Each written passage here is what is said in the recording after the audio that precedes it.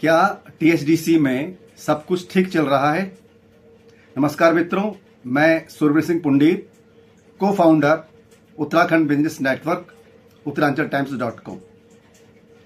पिछले 10 वर्षों में 200 करोड़ रुपए से ज्यादा की फंडिंग पाने वाली टीएचडीसी सेवा नामक इस संस्था के कर्ता धर्ता श्री अमरजीत जी से मैं 3 सवाल पूछना चाहता हूं। मेरा पहला सवाल है, क्या वजह है कि सेवा टीएचडीसी इतनी बड़ी फंडिंग पाने के बावजूद भी एक गुमनाम सी रहस्यमय संस्था है? मेरा दूसरा सवाल है, क्या कारण है कि सेवा टीएचडीसी किसी भी स्थानीय स्तर के एनजीओ के साथ कोई भी प्रोजेक्ट नहीं कर रही? मेरा तीसरा सवाल है, क्या सेवा टीएचडीसी या टीएचडीसी आईएल एमसीए यानी मिनिस्ट्री ऑफ कॉर्पोरेट अफेयर्स की सीएसआर पॉलिसी के जो रूल एंड रेगुलेशंस है उनको फॉलो करती है? मैं चाहूंगा श्री अमरजीत जी मेरे इन सभी सवालों का जवाब देने का कष्ट करें। मित्रों, इससे पहले मैं अपने इन तीनों सवालों को विस्तार से आप लोगों के सामने रखूं, मैं ये बताना चाहूंगा कि सेवा टीएचडीसी है क्या और सेवा टीएचडीसी का टीएचडीसी आईएल से क्या संबंध है। मित्रों, हम सभी जानते हैं टीएचडीसी आईएल टिहरी गढ़वाल में स्थित एक बहुत बड़ी हाइड्रो पावर प्रोजेक्ट कंपनी है। बहुत नाम है इस कंपनी का और उत्तराखंड के सभी लोगों को इस बात का बहुत गर्व और बहुत खुशी है कि इस कंपनी का जो हेड ऑफिस है वो टिहरी गढ़वाल में है। इस कंपनी की सीएसआर पॉलिसी के अंतर्गत काम करने वाली एक संस्था है सेवा टीएचडीसी। बहुत ज्यादा जानकारी संस्था के क्रियाकलापों के बारे में उपलब्ध नहीं है, इसीलिए जो आज के जो सवाल हैं ये मैं पूछने जा रहा हूं और इसीलिए ये आज का वीडियो बनाया गया है। तो मित्रों, अपने पहले वीडियो के पहले सवाल के बारे में चर्चा करता हूं। मेरा पहला सवाल है कि टीएचडीसी सेवा इतनी बड़ी फंडिंग पाने के बावजूद भी एक गुमनाम सी संस्था है। इसके ऐसा मानने की मेरी वजह यह है कि मैं टीएचडीसी सेवा के ऑफिस में पिछले 3-4 महीनों में 3-4 बार गया हूं। पहली बार जब मैं गया, वहां के कुछ कर्मचारियों से मैं मिला। मैंने उनसे टीएचडीसी सेवा के क्रियाकलापों के बारे में जानना चाहा। उन्होंने मुझे बहुत गोलमोल जवाब दिया। दूसरी मुलाकात मेरी वहां पर श्री त्यागी जी से हुई। त्यागी जी ने कुछ संतोषजनक जवाब मुझे देने की कोशिश की और उसके बाद उन्होंने मुझे एक और अधिकारी श्री खुशवा जी से मिलवाया। सौरभ खुशवा शायद उनका नाम है। वो भी टीएचडीसी के एक सीनियर ऑफिसर हैं। उनके साथ मैंने करीब 1.5-2 घंटा चर्चा की। उन्होंने मुझे बताने की कोशिश की कि सेवा टीएचडीसी ने टीएचडीसी आईएल की फंडिंग से क्या क्या काम यहाँ पर किए हैं। उनके कुछ जवाबों से मैं संतुष्ट हुआ, कुछ जवाबों से मैं संतुष्ट नहीं हुआ। अपने असंतोष की अभिव्यक्ति मैंने उनके सामने उसी समय कर दी थी, लेकिन वो मेरी एक बात का जवाब नहीं दे पाए। मैंने उनसे पूछा था कि सेवा टीएचडीसी का अध्यक्ष कौन है, इसकी एग्जीक्यूटिव बॉडी में कौन कौन से लोग हैं, इसका बायलॉज क्या है, इसकी वेबसाइट्स कहाँ पर है। इस बात का जवाब देने में श्री सौरभ खुशवा जी ने आनाकानी की बल्कि दिया ही नहीं। और उन्होंने तो यहां तक कहा, जब मैंने यह कहा कि सेवा टीएचडीसी किस व्यक्ति के अंतर्गत काम करती है, उसकी पूरी डिटेल्स जो है या किन किन व्यक्तियों के में कौन कौन लोग इसमें काम करते हैं, उसकी डिटेल्स जो है उन्होंने मुझे बिल्कुल भी बताने से मना कर दिया कि और कौन कौन लोग इसके अंदर शामिल हैं। तो जब मैंने उनसे कहा कि जीएम सीएसआर कौन है, तो उन्होंने कहा नहीं, जीएम सीएसआर नहीं है, जीएम सोशल हैं और वो अमरदीप जी हैं।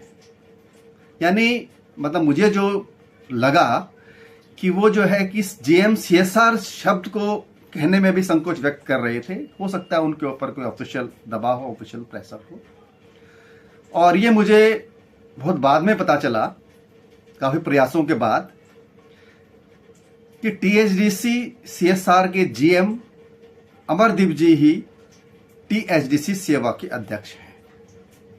आप इस बात को समझ सकते हैं कि टीएचडीसी से जो फंडिंग आ रही है, एक जेब में फंडिंग आ रही है, यानी जीएम सीएसआर वो फंडिंग को ले रहे हैं सीएसआर कमेटी के थ्रू, और वही सेवा टीएचडीसी के अध्यक्ष हैं। एक जेब से पैसा लेकर दूसरी जेब में डाल रहे हैं, और किस तरह से काम कर रहे हैं ये आगे आने वाले वीडियोस में हम इस बात के ऊपर प्रकाश डालेंगे। तो ये वजह है कि जिस मैं कह रहा हूं कि भाई सेवा टीएचडीसी एक गुमनाम संस्था है, गुमनाम सी संस्था है, जिसके बारे में कोई डिटेल्स नेट के ऊपर अवेलेबल नहीं है। फिर मैंने नेट के ऊपर भी सर्च करा, सेवा टीएचडीसी की एग्जीक्यूटिव बॉडी के बारे में कोई डिटेल्स जो है नेट पे अवेलेबल नहीं है, टीएचडीसी की वेबसाइट्स के ऊपर अवेलेबल नहीं है। और सेवा टीएचडीसी के बायलॉज के बारे में एक लिंक जरूर खुलता है, लेकिन उस लिंक के ऊपर कोई इंफॉर्मेशन नहीं है। तो ये अपने आप में एक हैरानी का विषय तो है ही। जिस संस्था को टीएचडीसी जैसी नामी गिरामी कंपनी पिछले 10 वर्षों में लगभग 200 करोड़ से ज्यादा की फंडिंग कर चुकी है, उसकी कोई ऑफिशियल वेबसाइट नहीं है, उसके बायलॉज नहीं है, उसकी एग्जीक्यूटिव बॉडी का किसी को पता नहीं है, कोई स्थानीय व्यक्ति उस बॉडी के अंदर है या नहीं है इस बात का पता नहीं है। तो ये एक रहस्य, और आप लोगों को भी ये रहस्य लगेगा। मेरा दूसरा सवाल है कि क्या वजह है कि सेवा टीएचडीसी किसी भी स्थानीय स्तर के एनजीओ के साथ काम नहीं कर रही है। इसका एक कारण मैंने ढूंढा। वो कारण मुझे टीएचडीसी की वेबसाइट में ही मिला। उनकी जो सीएसआर पॉलिसी थी उसके अंदर एक लिंक था एनजीओ की लिस्टिंग को लेकर जो है। और जब मैंने उस पॉलिसी को पढ़ा तो मुझे अपने सवाल का जवाब खुद ही मिल गया कि क्यों जो है कोई भी लोकल स्तर का एनजीओ टीएचडीसी सेवा के साथ में एफिलिएटेड नहीं है। टीएचडीसी की ऑफिशियल वेबसाइट्स के ऊपर एक लिंक है जिसे मैं इस वीडियो के डिस्क्रिप्शन में भी डाल दूंगा, और संभव हुआ तो स्क्रीनशॉट भी मैं आप लोगों को दिखाऊंगा यहाँ पर, जिसके अंदर साफ लिखा हुआ है कि कोई भी एनजीओ अगर टीएचडीसी आईएल के सीएसआर प्रोजेक्ट के अंदर भाग लेना चाहता है तो उसके पास सीएसआर का सर्टिफिकेट होना चाहिए, जो कि बिल्कुल गलत है। एमसीए की वेबसाइट्स को या उसके जो सीएसआर रूल्स हैं हमने काफ़ी अच्छी तरीके से स्टडी करा है, और उसमें इस तरह की किसी भी कंडीशन को नहीं लगाया गया है। बिल्कुल कहा गया है कि अगर कोई एनजीओ किसी कंपनी की सीएसआर पॉलिसी के अंतर्गत कोई काम लेना चाहता है तो सीएसआर सर्टिफिकेट उसके पास होना जरूरी नहीं है। इस बात से स्पष्ट है कि टीएचडीसी आईएल के बड़े अधिकारी और टीएचडीसी सेवा के बड़े अधिकारी नहीं चाहते कि कोई भी स्थानीय स्तर का एनजीओ जो है उनके साथ काम करे। यानी स्थानीय लोगों को या स्थानीय संस्थाओं को सीएसआर पॉलिसीज जो फायदे होने चाहिए थे, जो हो सकते थे, उसकी संभावनाओं से बिल्कुल बाहर कर दिया गया है, नोइंगली, जानबूझकर। अब मेरा तीसरा सवाल है, क्या टीएचडीसी आईएल एमसीए यानी मिनिस्ट्री ऑफ कॉर्पोरेट अफेयर्स की जो सीएसआर पॉलिसी है, जो सीएसआर रूल है, उसको फॉलो करती है? अगर फॉलो करती है तो उनके रूल के अनुसार सीएसआर कमेटी जो है उसकी डिटेल्स आपकी वेबसाइट्स के ऊपर होनी चाहिए, जो कि जहां तक मैंने सर्च किया मुझे नहीं मिली। हो सकता है वो हिडन लिंक हो सकता है, लेकिन मुझे कोई विजिबल लिंक जो है ऑन पेज नहीं मिला। दूसरा, जो भी प्रोजेक्ट इस फंड के द्वारा किया जाता है उसका इम्पैक्ट असेसमेंट रिपोर्ट जो है हर साल बाय प्रोजेक्ट जो है प्रकाशित होनी चाहिए, जो कि नहीं है। इम्पैक्ट असेसमेंट रिपोर्ट जरूर प्रकाशित की गई है टीएचडीसी आईएल के द्वारा, लेकिन उसके अंदर बहुत सारे ऐसे प्रोजेक्ट हैं जिनकी डिटेल्स अवेलेबल नहीं है। तो मैं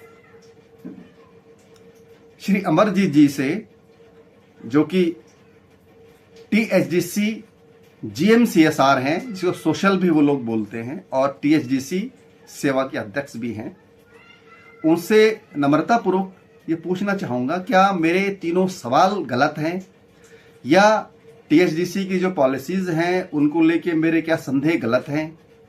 क्या उत्तराखंड के एक आम आदमी को, एक आम व्यक्ति को ये पूछने का हक है कि नहीं कि जो लोग उनके विकास के लिए काम कर रहे हैं, जो लोग उनके बच्चों को रोजगार दिलवाने के लिए काम कर रहे हैं, जो लोग उत्तराखंड में विभिन्न संस्थाओं को बना रहे हैं, उनकी स्थापना कर रहे हैं, क्या हमें उनके बारे में जानने का हक नहीं है? मैं उम्मीद करता हूं श्री अमरदीप जी मेरे इन सभी सवालों का जवाब सहानुभूतिपूर्ण देने का कष्ट करेंगे। और मैं उत्तराखंड की आम जनता से भी पूछना चाहता हूं कि एक बड़ी कंपनी CSR फंड के तहत बड़े बड़े प्रोजेक्ट्स एक एनजीओ को दे रही है, तो क्या हमें उसके बारे में सवाल नहीं पूछने चाहिए? क्या हमारे मन में उस एनजीओ को लेकर, उस कंपनी को लेकर, उस कंपनी के अधिकारियों को लेकर संदेह उत्पन्न नहीं होंगे?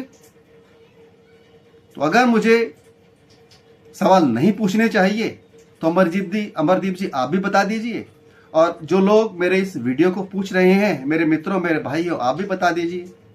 लेकिन जहां तक मैं उम्मीद करता हूं बहुत से भाई मेरे इस बात से सहमत होंगे कि हमारे विकास की क्या योजनाएं बन रही हैं, हमारे विकास के लिए कौन लोग काम कर रहे हैं, हमारे विकास के लिए कौन सी संस्थाएं क्षेत्र में सक्रिय हैं, हमें उनके बारे में जानने का हक और अधिकार है। तो अमरजीत जी, एक बार फिर हाथ जोड़कर नम्रता से आपसे निवेदन है, मेरे इन सभी सवालों का जवाब आप देने का कष्ट करें। और अगर इन सवालों को जानने की कोई भी ऑफिशियल प्रक्रिया है तो आप मुझे उसके बारे में भी बताएं, मैं आपके आदेश का पालन करूंगा।